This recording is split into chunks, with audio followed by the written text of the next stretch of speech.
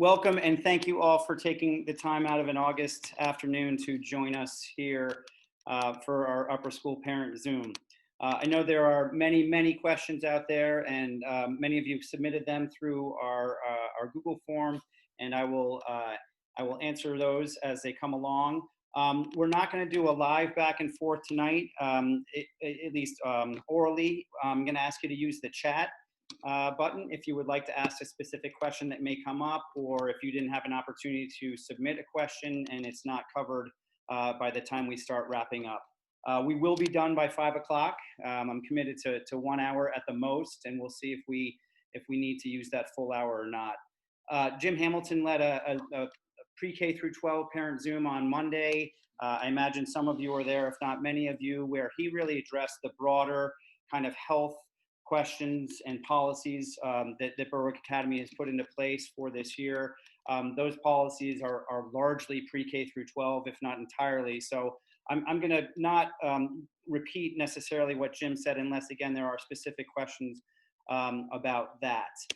The return to school plan that was sent out late last week, the updated plan, I should say, is very thorough. I encourage you to read that. And really read it word for word. I will say that many of the questions that were submitted are answered in that document. So if you haven't had a chance to sit down and really sit down with your children as well, especially for upper school students, if you haven't had a chance to read that document in detail, I encourage you to please do that. A lot of time and thought were put into that, and those are the policies and the hopes and wishes as of last week.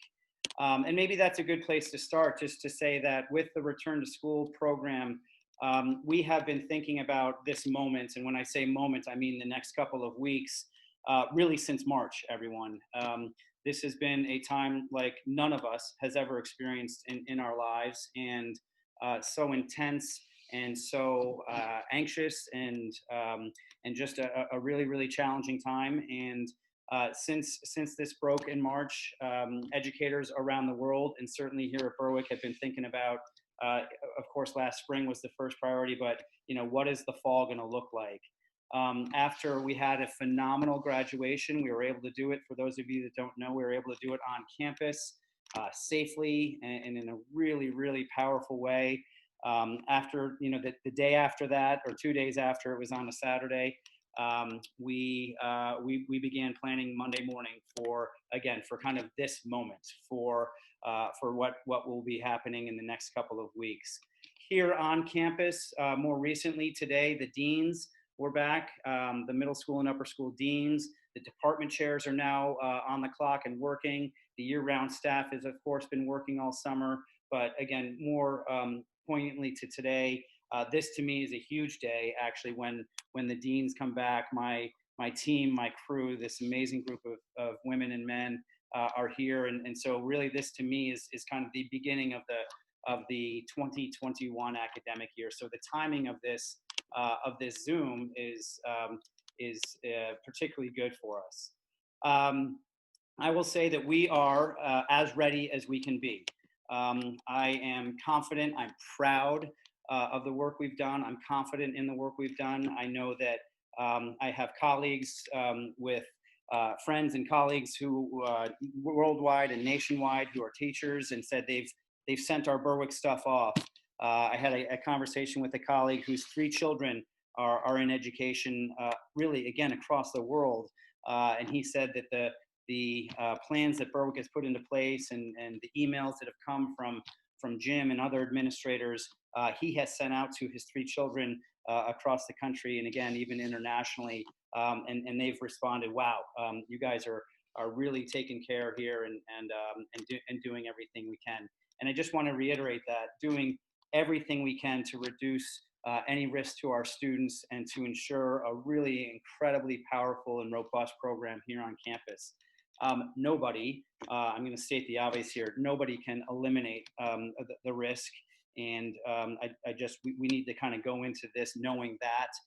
But again, totally confident that we have done absolutely everything we can to reduce the risk, and to increase the safety for our students and faculty both. We have like I said, a tremendous plan. I'm going to start by sharing the schedule with you, which has not yet been published. A lot more information will be available on Friday. I know that students look forward to the teacher assignments and what classes did I get and who's going to be my teacher and those kinds of things. We are delayed in that, and I know you will understand this being a very, very different year, but in terms of getting that out. But it is all going to be out on Friday, and again, we're really, really excited about that. We are we are glad and confident, and again excited that we have a schedule that really mirrors what we have done in the past. Those of you that have been around know that we spent the better part of 2 years revamping our schedule, and last year was the first year of our brand new schedule, only to have it cut short by a trimester, at least here on campus. So that was really our first step, is paying attention to that daily schedule. So I'm going to start by sharing that with you right now, just to give you a sense of what the daily schedule is going to look like for the kids. Um, so this is the upper school schedule, and this will be for the year while we are on campus. If we have the need to go remote, this schedule will look a little bit different, certainly, but what will not change, which we did last year, we learned last year, to keep the order of periods, the day 1, 2, 3, 4, 5, 6, 7, that order will be the same. And there will certainly be some changes if we do need to go remote, but this will be the general framework for the day, whether we are live or whether we are remote. So I know there are questions, and maybe I can answer them here, about the check-in for the upper school students. So some of these things are new, and all of these things are in the return to school plan. Campus is really not open until 7:45. The buildings will not be open until 8, and to students at least. And I will say, on a day like today, a nice mild late summer, early fall day, we may kind of keep the kids outside even past 8 o'clock and up until 8:15. And with that, I want to say we are going to be encouraging kids to be outside as much as possible. So I don't envision at 8:15 kids getting here and then kind of going into fog the way they used to, and certainly congregating the way they used to. So one of our mantras is going to be outside. If you have free time, outside. If you've got a small class of 10 to 12 kids where you can go out in the corner of a field and sit in a safely distanced circle and have a lesson out there, we're going to ask you to do that. So the kids are going to be coming to what I guess is being called the Hilltopper, the big tent out on Fog Field. It's pretty fun to watch this thing go up.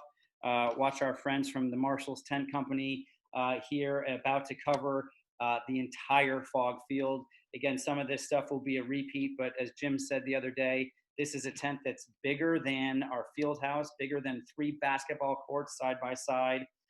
It's going to cover it's going to cover a lot of space.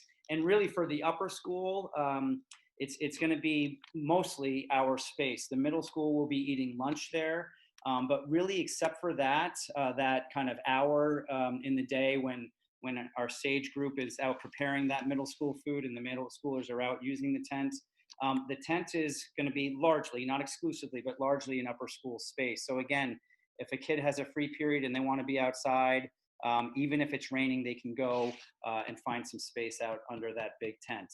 So when your child gets to campus, they will go and find their advisor, and they're going to check in with the advisor.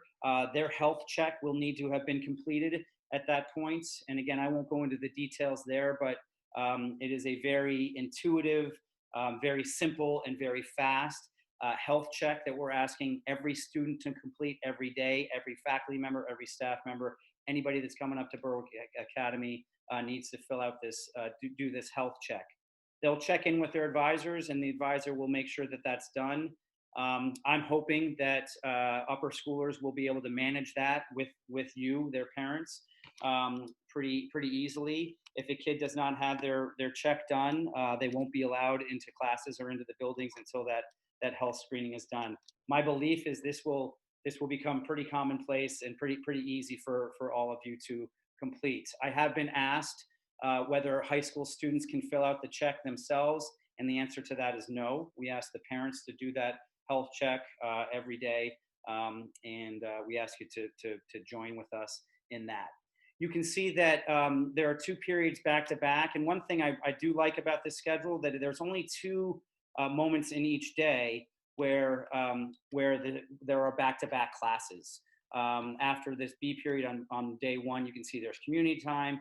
After C period, there's lunch. And then again, 2 periods back to back. So one thing we considered in this COVID era for a schedule is, let's not have 3, 4, 5 classes back to back to back where the kids are just inside, and passing each other in the hallways. So again, a lot of thought into some of those finer details that you may not consider. We start with a 60-minute period. You can see at 8:30 to 9:30. The next period is a longer period, 9:35 to 10:50.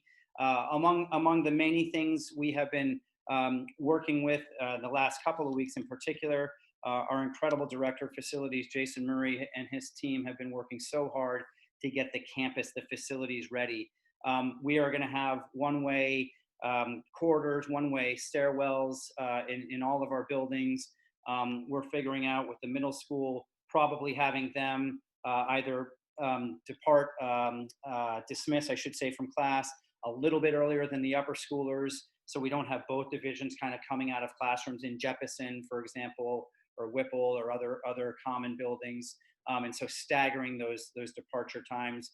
We may even go so far as to have the second floor of Jeppesen, dismissed from this class at 9:25, and the third floor dismissed at 9:30, something along those lines. Go through the day. We have maintained, and this is a theme that we've been talking a lot about, trying to maintain our community time. And we know the community looks a lot different today than it did back in March. And even the idea of being together has taken on a vastly different tone and really definition than it had 6 months ago. So we are still working through that. We are still sorting out, using the tent. Is it going to be safe to have the entire division under the tent outside? We know we can't have everybody inside together, but will we be able to do that? We're not sure. That's kind of a wait and see moment for us. We do feel it's important, regardless, to have that break in the middle of the morning. Everyone's going to need a mask break. Everyone's going to need to kind of get outside and breathe and just catch our breath a little. We do hope, again, the deans and I have already been working, and Lucy Pollard, our Dean of Community in particular, working on what this is going to look like. Clubs, can we still have, and we will still have club meetings, again, in a safe way. Last year we started, those of you who are returners, an incredible program of What Matters to Me speeches once a week, which we will continue. We know we're going to do that, whether they are live under the tent or whether they are via Zoom with people on campus. We're not exactly sure, but some of those community moments that are so key to us at Berwick Academy will continue one way or the other in this upcoming year. Another class before lunch. I've had a lot of questions about lunch, and again, this is all really clearly laid out in the return to school plan. But your child will be ordering their lunch through an app. They'll be ordering it for the upcoming week. I think last I heard it was that order will be in by Wednesday for the following week, and they will go up, and it will be a grab and go situation under the tent. I will talk about pods in a moment, but I will say one thing. We are going to be asking kids who choose to eat under the tent at the chairs and tables there. They will be congregating by class. So freshmen in one area, sophomores, juniors, seniors. We are saying if a student wants to eat outside of the tents, but still outside, they will be able to do that with whomever they'd like, as long as they are at least 6 feet apart. We have a group of teachers who are going to be circulating and monitoring that time. And again, I know there's been a lot of questions about lunch. John Douglas and his great team, along with Kate Dolan from Sage, have been just doing a fantastic job coming up with the safest, healthiest, tastiest, most nutritious lunch possible. And we feel very, very good about where that has landed. But let me know if there are further questions about that. A couple periods to end the day. You can see we did keep this common period. Again, if you look at the left-hand column where my cursor is, it is out of order. That's by design. It was called the X block last year.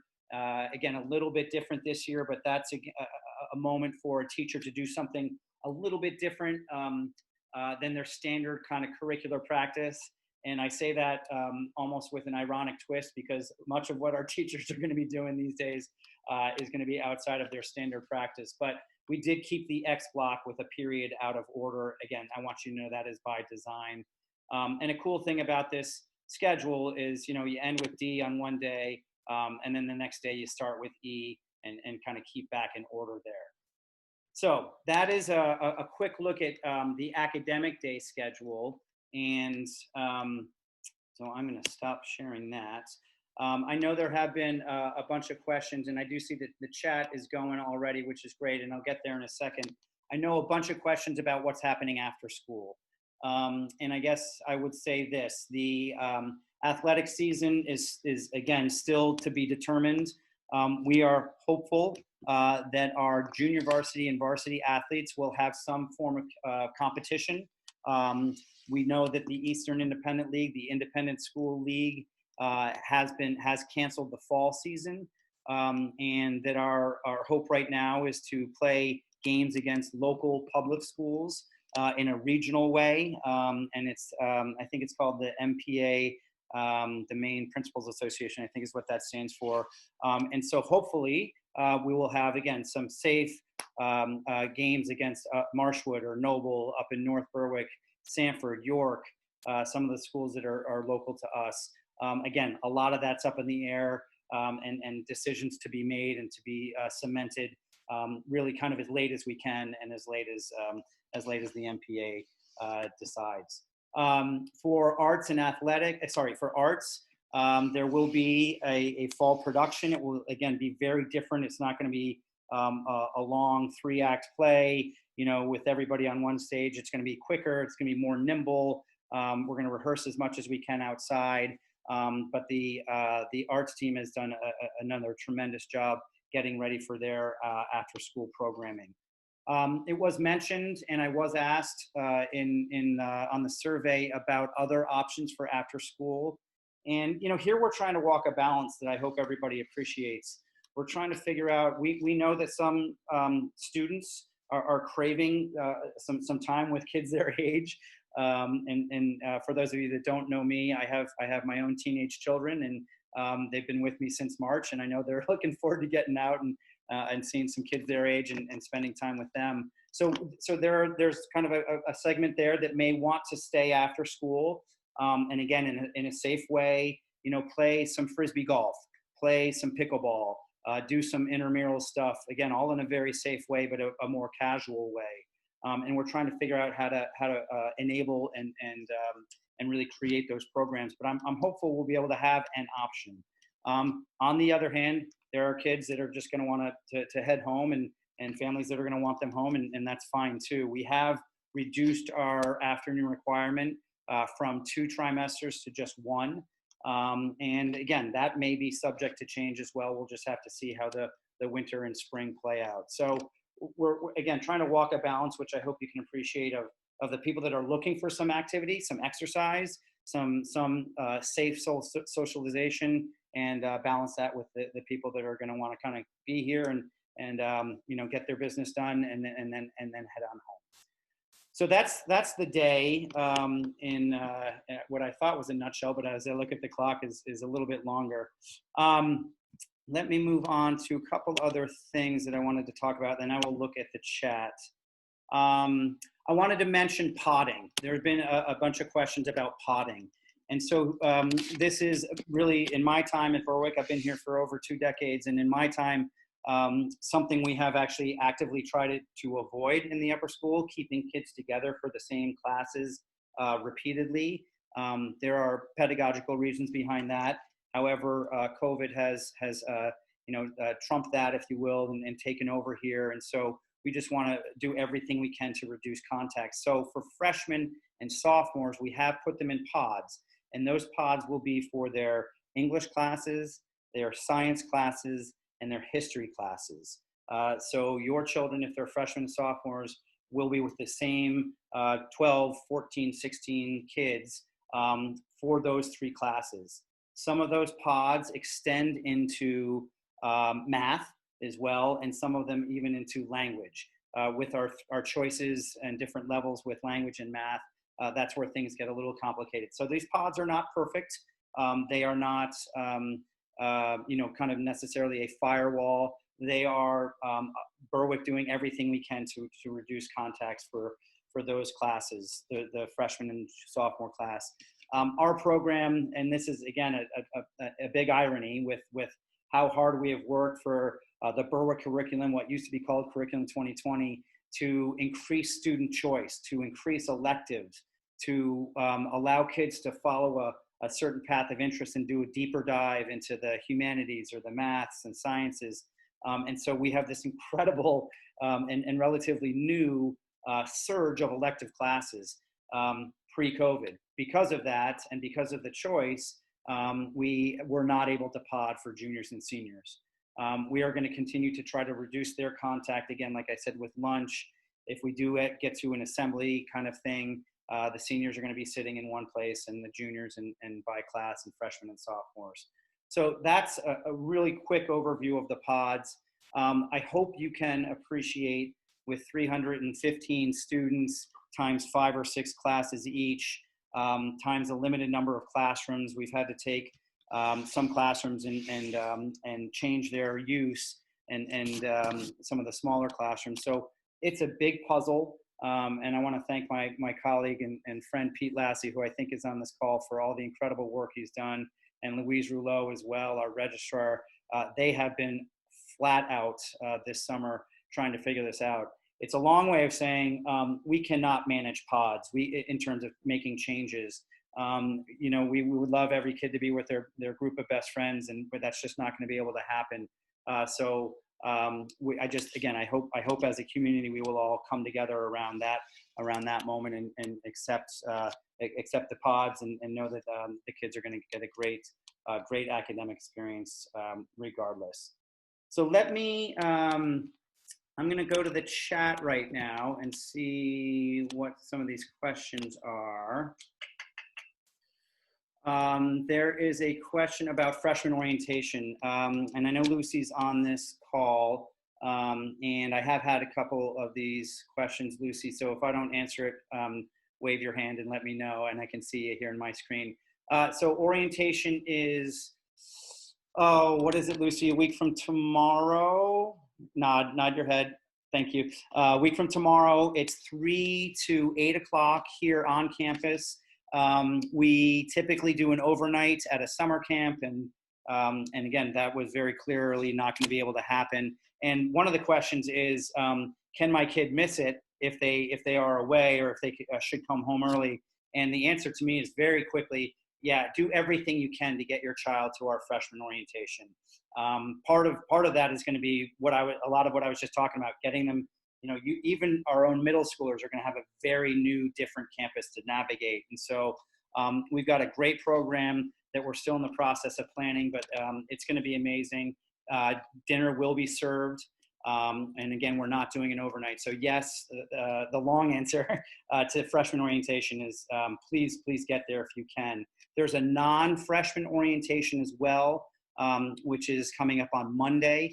And for those of you with students new to Berwick in grades 10, 11, and 12, ditto. Do everything you can to join us for that. That's a shorter time. It's 1 to 3 on Monday, and those orientations will be terrific. Great question here about school supplies and books. That's an excellent question. I see my friend Cindy Eaton here on the Zoom with me too, and she's been working hard to figure out these textbooks. And when the schedule is published on Friday, and when you know who your students' teachers are, and which classes they're going to be in, we will have very clear instructions in terms of the textbooks that they will need and the school supplies they need. On the note of school supplies, I do want to say that, again, a different world out there, the world of, everyone come up and grab a pair of scissors out of the communal, box that I have in the front of my classroom. that world is gone. So teachers may be asking a tiny bit more to say, bring your own ruler, bring your own, again, just your own school supplies, your own scissors, whatever it may be. That's probably more of a lower and middle school issue, but just do know that. And again, I hope you will understand that. Someone asked me to scroll down so I could see more of the schedule. Hopefully I already did that. I'm getting confirmation, yes, that the morning app needs to be completed by parents. Even if your child is 18 years or older, that app needs to be completed by the parents, please. So a question about lunch, and a good one. Options for lunch, and John, I've got you in my screen here if you want to add to anything, but there will be a couple of options for lunch, a couple of hot options, I think, and then two hot options, and then a couple of other options, a sandwich, a salad, and a dessert and a fruit and that kind of stuff. So yeah, the answer is yes, there will be options. If you find that you want your child to bring in their own snacks or their own food, that's absolutely fine, as long as they are nut free, right, Karen? But that's an option as well. But again, Sage is amazing. Kate Dolan is just fantastic. We're so lucky to have her as our head chef and the manager of Sage. And I mean, she's been thinking about this since March as well, how to make lunch great and healthy and with some choice. A question here about seniors and senior privileges, and it does bring me to something I haven't mentioned.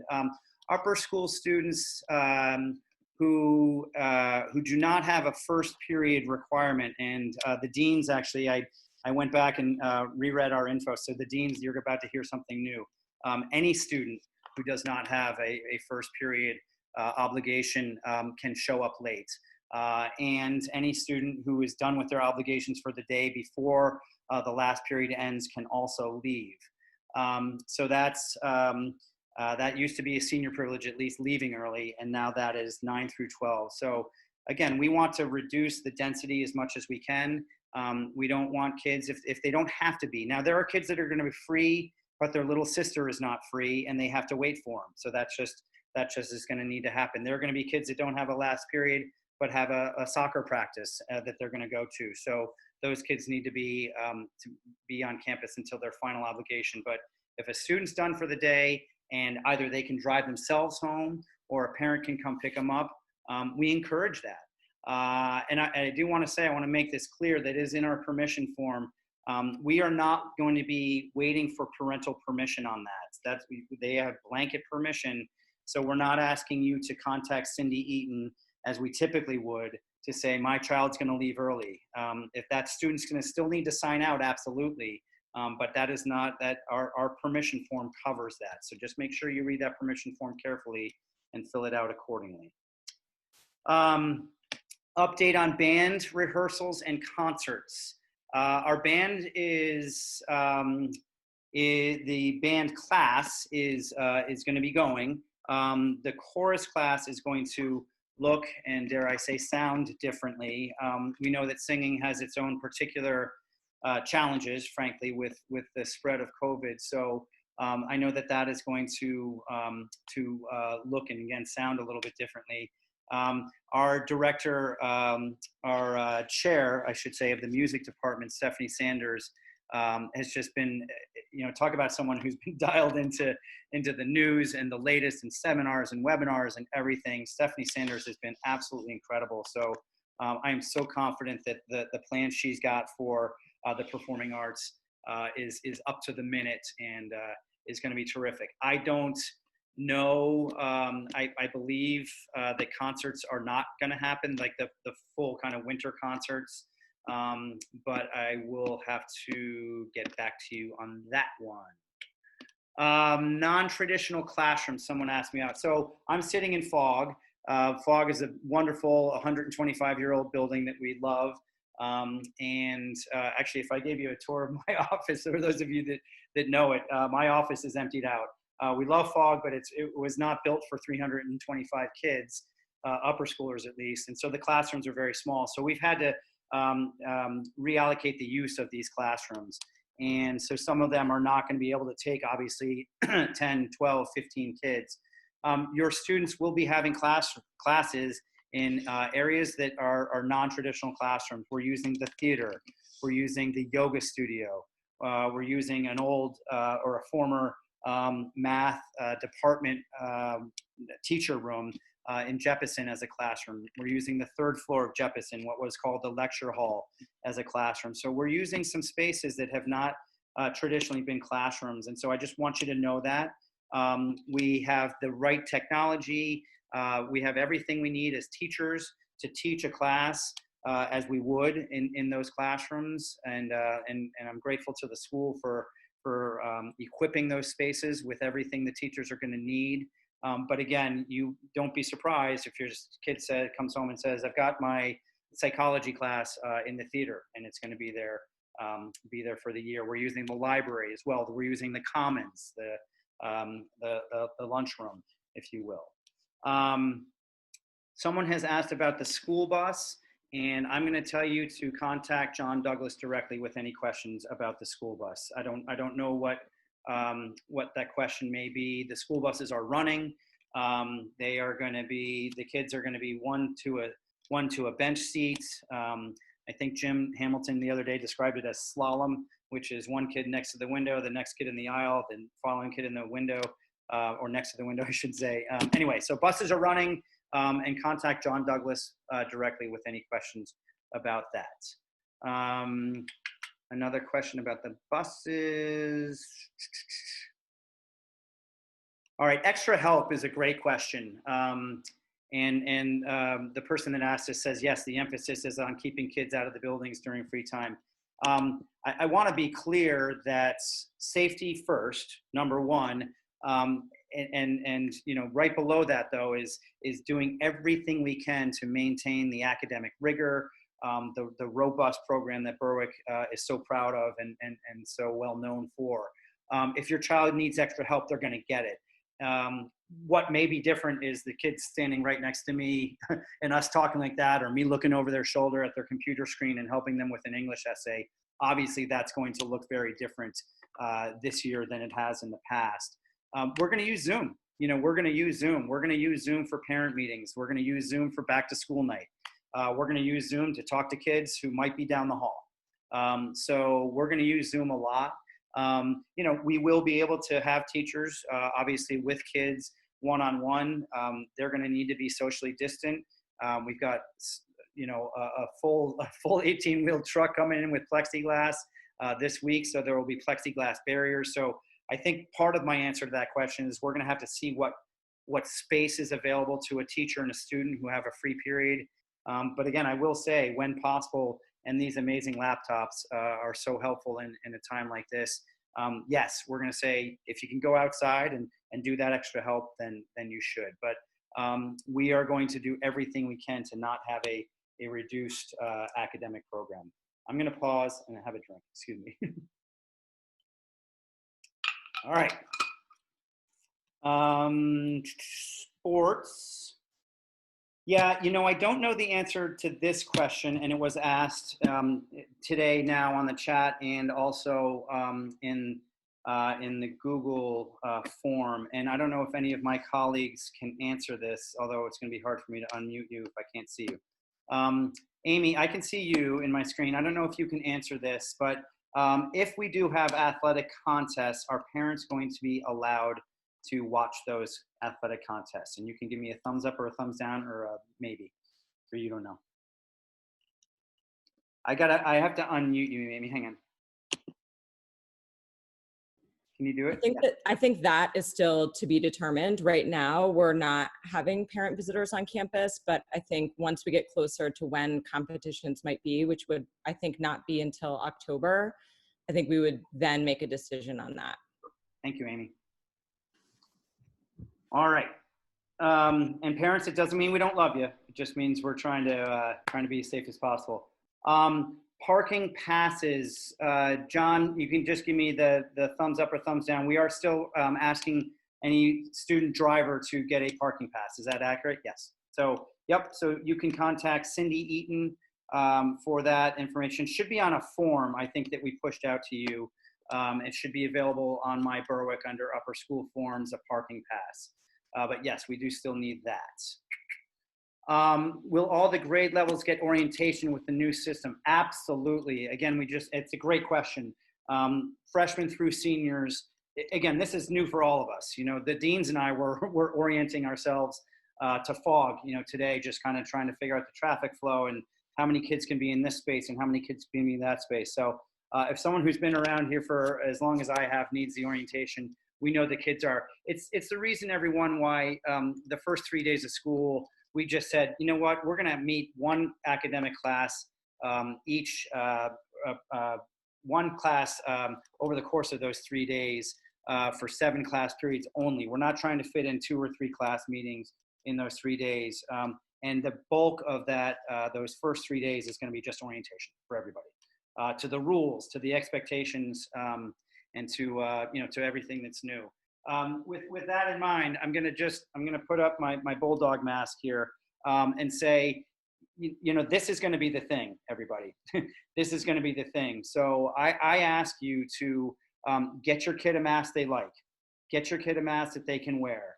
Get your kid a mask that's comfortable. You know, and if they want, you know, something that looks cool, great. If they want something that looks like they're, whatever. So whatever they want, get them one, because they're going to need to wear it and they're going to need to have it on all the time. We are going to incorporate mask breaks into the day. We put 10 minutes passing time between classes. We used to just have 3, 4, 5 minutes between classes.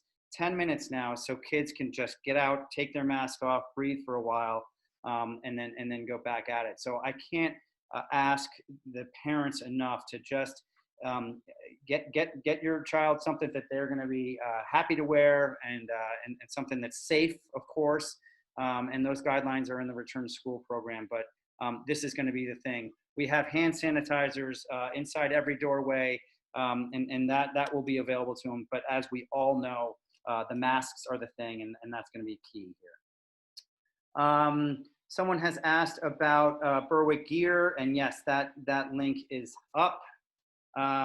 Classrooms going to be sanitized. They are on a regular basis. So here's the plan.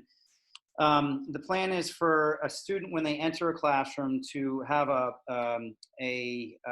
Clorox wipe, or a Clorox wipe, I'll call it that, available to them to wipe off their desk. They'll be wearing their mask. Their desk will be separate from everybody else. If not, there will be, again, plexiglass between them. They'll wipe it down when they arrive. They will wipe it down again when they leave. So it's a nice redundancy, because the desk that's just been wiped by a kid that was there is then again going to be wiped by the next kid coming in. So they will be sent, and then after school, yeah, the crew is going to come in and wipe all the common spaces down. So yes, the cleaning has been absolutely ramped up, and I'm very, very confident in how that looks for us. How many 9th grade, 10th grade kids per pod? Anywhere from, Louise, I can see you. I think it's 12 is the smallest pod. Is that right, Louise? You can give me the thumbs up. Yeah, 12 to 16. Maybe a pod of 17 at this point. So 12 to 17 kids in each pod. Now, again, when that pod goes off to Mandarin class, you know, that's going to be a smaller class. Algebra 2 honors is maybe a smaller class, but the bigger pods, those science, history, and English classes, 12 to 17 kids. Kids are switching rooms. We try to get some pods to stay in the same room, and due to the order of periods and other factors, we have not been able to do that. Great question about how precautions are going to change when it gets cold out. The tent needs to go when the snow starts to fall. Our common space then is going to switch to the field house, the blue gym. And again, you know, when you think about why Berwick is able to very, very hopefully start live, our space is a huge reason. That our enrollment, coupled with the amount of huge spaces we have, and the ability to put a tent up, and then in the winter to go to the blue gym, 3 basketball courts, wide and long, and so we've got these incredible spaces, coupled with a pretty small enrollment. So great question. When it gets cold out, the common space is going to turn into the blue gym. I think I've answered this next one, the format for the health checks and for lunch. John, just again, give me the thumbs up if you would. The health check is an app or is it a website? App? It's an app. Okay, thank you. And then the phone is also lunch, John. Is that also an app? Both of those are apps. Okay, thank you. A question about taping classes, and the answer is yes, sometimes. If a kid's out for one day, one thing we need to balance is kids are going to be out for non-COVID reasons. The way they've been out in the history of the world for non-COVID reasons, for a special moment in their family, a different kind of sickness, a college visit, whatever it may be. And so, if a kid is just out for one day, but every other kid is in that classroom, that student will be asked to make up the work the way they normally would. If a student needs to quarantine for whatever reason, if a student's going to be out for an extended period of time, we do have the Zoom capability in every classroom. Those can either be live Zoom and the student can be there, or they can be recorded as well. So I'm happy to talk more about that. I won't say too much more. We've ordered these incredible new cameras that will allow the teacher to kind of walk around. So if I'm teaching on Zoom, I can obviously just stay here. And the second I do this, the kid who's at home can't hear me. We've got these cameras that will 360 degrees. So we're lucky and excited to have those. Oh my gosh, my first dress code question. It took this long. So it's amazing. I didn't say this to the deans, and I think most of them are still here on the call with me, but I wanted to say to the deans, we spent our entire day together, and probably about 6 hours, and all we talked about were things that I've been talking about here. We have not talked about dress code. We haven't talked about all the other things that teenagers get in trouble for or whatever, or other expectations of the school. So we do still have a dress code. And the question is regular dress code on the first 3 days of the school. And the answer to that is yes, regular dress code for the first 3 days of school. I'm trying to figure out where can I. So John, I'm going to try to unmute you because there's a lot of the questions about the apps here. Why am I? Are you under John or Douglas? There you are. Okay, John. So where can they find the apps? Can you just talk, John, a little bit about the health app and the lunch app, if you could, because there's a bunch of questions about that. Absolutely. So the health app is going to be a Magnus app. Magnus, of course, is the group that does health forms for you. You upload physical forms and all that stuff into it. And so they are actually have come out with a health check app that they're providing to a number of schools. It will be downloadable. To be honest with you, I'm not sure if it's been fully released yet. So we're still following on that. You'll certainly get an announcement, an email blast once it is ready to go.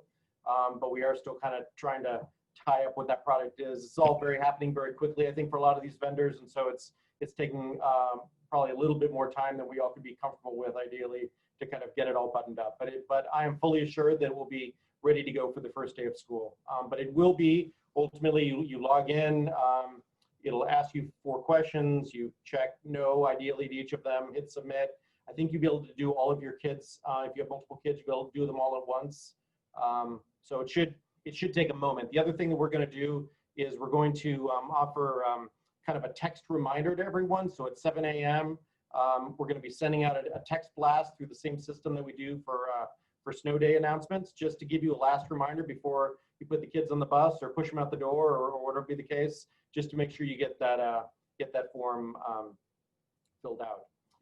For the lunch app, that is going to be an app that Sage is producing. I've been promised that I'm going to see it tomorrow. I'm still waiting for that. It will, I think, going to be linked up. It will be linked up to their Touch of Sage app that some of you may have already downloaded. It's the app that shows the menu. You can actually view the menu each day and so on and so forth. But this thing will actually be linked to that. So you'll be able to see each menu item each day for those who have allergen concerns, other ingredient pieces, excuse me, you can get in there and kind of see all the relevant information before making your selection. And you'll be ordering for the next week by Wednesday of the week before, and then just hit send and go. Thank you, John. Appreciate that. We are at 12 of 5 and just a few questions left. But so if there are others, again, please use the chat feature here, and this is working great. So I appreciate all these really, really good questions. Someone asked how the pods are going to be organized, which is a fantastic question. So the pods have been organized somewhat randomly, and Louise, don't glare at me yet. However, we kind of thinking about the math and languages. So if we start with like the kids who are in Spanish 2, then make a pod out of that group. Then we can put all those same Spanish 2 kids into the English and the history and the science class. So there is a lot of rhyme and reason to this, a lot, which again is why it's nearly impossible to change or make any changes that way.